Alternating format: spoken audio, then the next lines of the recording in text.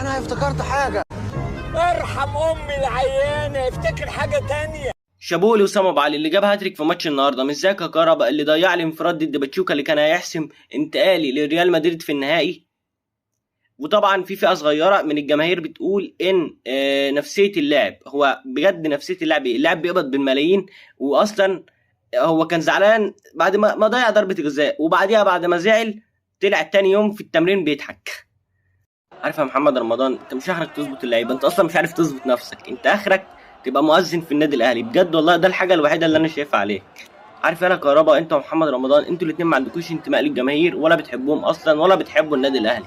عارف ليه بقى؟ عشان الشناوي كان رايح يقول لك ويقول للعيبه كلهم ويقول لمحمد رمضان اساسا ان انتوا تروحوا تحيي الجماهير، وفي لعيبه ما وافقتش وانتوا كمان ما وافقتوش. في لعيبه اللي كده مش هذكر اسمهم هيبقى عار اصلا عليا ان انا اقول اساميهم، هيبقوا عار على نفسهم.